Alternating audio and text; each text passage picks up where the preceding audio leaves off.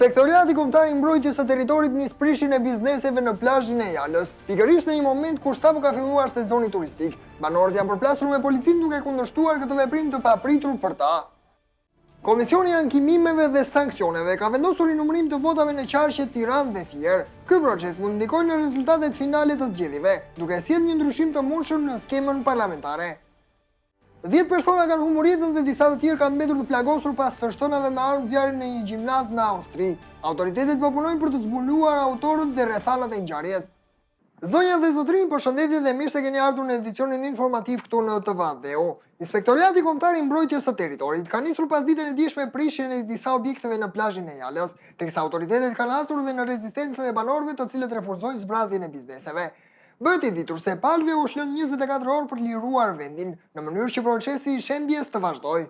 Në prag të sezonit turistik, Inspektoriati Kombëtar i Mbrojtjes së Territorit ka ndërmarrë një aksion për prishjen e disa objekteve në zonën e plazhit të Jalës në jug të vendit. Inspektorët e IKMT-s të shoqëruar nga forcat e policisë kanë hasur rezistencë nga pronarët e disa ndërtimeve që janë në plan për të shembur. Sipas raportimeve, pronarëve është lënë afat një ditë për të larguar pajisje dhe për të liruar ambientet. Megjithatë, shumë prej tyre kanë refuzuar të zbatojnë urdhrin dhe kanë kundërshtuar ndërhyrjen, duke i bërë të qarta qëndrimet të tyre kundër prishjes së objekteve, sidomos në këtë periudhë të ndjeshme të vitit. Ndërhyrja e IKMT-s ngre pikpyetje për kohën e zgjedhur për operacionin pasi përkohë me fillimin e sezonit turistik ku vendi pret mirëra vizitorë të huaj dhe vendas. Pamjet e prishjeve, përplasjet me banorë dhe tensionet në Bregdet japin një imazh të zymt për një zonë që synon të jetë atraktive për turizëm dhe investive. Megjithëse ligjërisht mund të ketë bazë për aksionin zgjedhje për të ndërhyrë, pikërisht tani shihet nga disa si e qëllimshme. Kritikët kujtojnë se gjatë vitit zgjedhor aktiviteti këtyre subjekteve u tolerua, ndoshta për të ruajtur vota dhe qetësinë politike. Sot, pasi qeveria është konfirmuar në pushtet për një mandat të 4, duke se ka nisur pastrimi i vënuar i territorit. Operacioni pritet të vijojë edhe në ditët në vijim, ndërsa sytë e publikut dhe të turistëve do të mbeten të fiksuar mbi mënyrën se si institucionet e shtetit po menaxhojnë këtë përplasje mes ligjit, interesit publik dhe imazhit të vendit.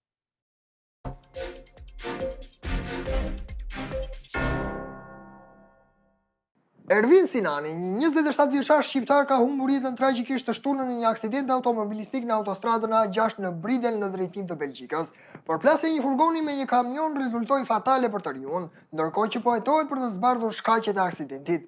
Një aksident i rënd rrugor ka ndodhur pasditën e së shtunës në autostradën A6 pranë daljes për Bridel në drejtim të Belgjikës, ku një përplasje midis një furgoni dhe një kamioni ka rezultuar fatale për një person. Ngjarja ka ndodhur rreth orës 14:30 minuta, duke shkaktuar ndërprerje të mëdha në qarkullimin rrugor dhe bllokimin e plotë të segmentit përkatës të autostradës. Autoritetet kanë njoftuar për devijim të trafikut dhe kanë paralajmëruar vonesa të konsiderueshme gjatë gjithë pasditës. Fatkeqësisht nga ky aksident ka humbur jetën Ervin Sinani, 27 vjeç, njerëz shqiptar. Shërbimet emergjente përfshirë zjarrfikësit, ekipet e shpëtimit, policinë dhe autoritetin kombëtar të rrugëve ka ndërhyrë menjëherë në vendngjarje, por për të riun nuk ka mundur të bëhet asgjë. Rrethanat të që çuan në aksident benten ende të paqarta dhe një hetim zyrtar është në zhvillim e sipër. Aksi rrugor Shëngjin Velipoj është pobulluar nga gjarprinj të cilët janë kthyer në një makth për poshuesit, të cilët bëjnë thirrje për dezinfektim të vendit.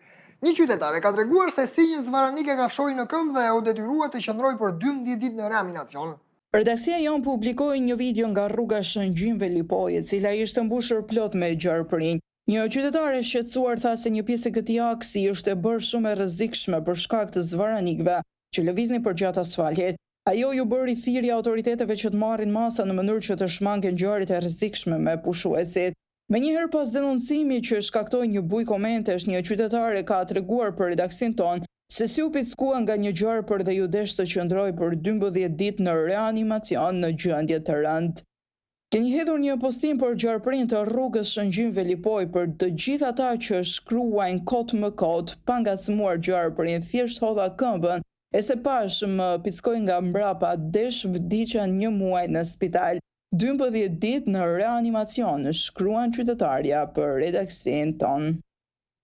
Komisioni i ankimimeve dhe sanksioneve ka ndërmarrë vendim për rinumërim të kutijeve të votimit në qarqe Tiranë dhe Fier, pas pretendimeve të disa kandidatëve.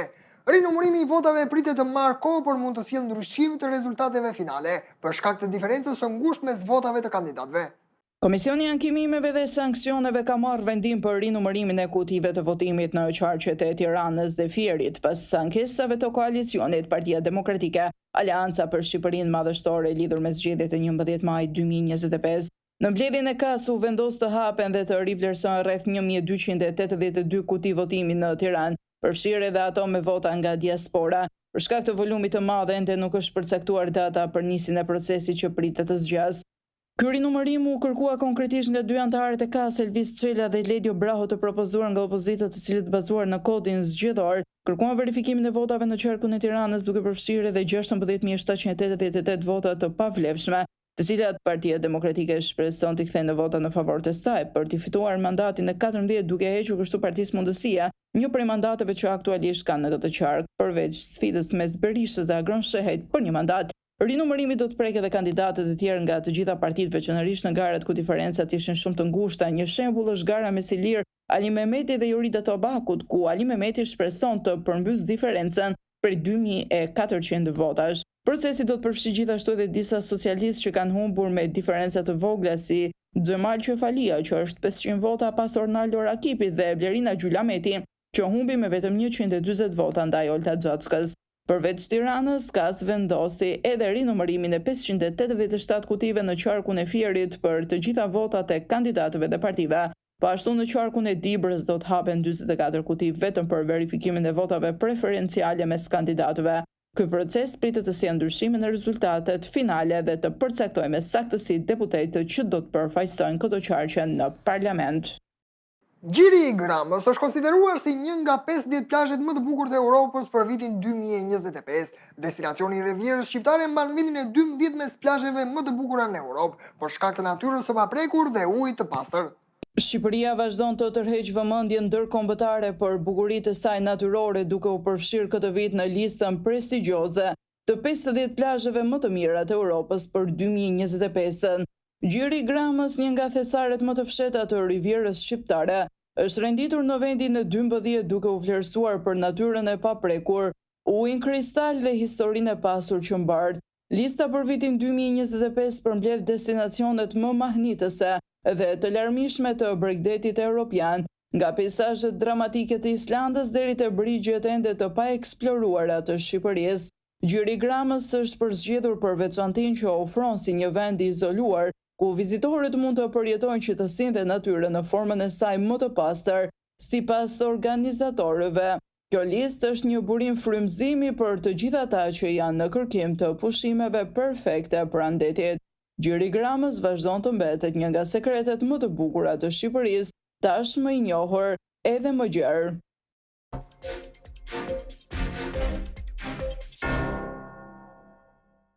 Një sulm me armë zjarri ka ndodhur ditën e sotme në një gjimnaz në qytetin Graz të Austrisë. Autoritetet kanë njoftuar për të paktën 10 viktima dhe disa të lënduar, teksa autori i ngjarjes nuk është identifikuar ende.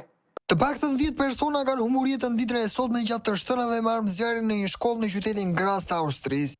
Ngjarja ndodhi rreth orës 10 të mëngjesit, kur policia mori telefonat për një situatë emergjente në një shkollë të mesme dhe dëgjimin e të shtënave.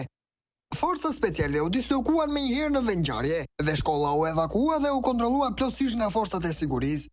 Zëvendësi i policisë Sabri Jorgun konfirmoi se operacioni ishte në zhvillim dhe autoritetet po punonin për të sqaruar rrethanat e incidentit. Mediat austriake kanë raportuar deri më tani për 10 viktima, por numri mund të rritet sërish pasi ka disa të plagosur.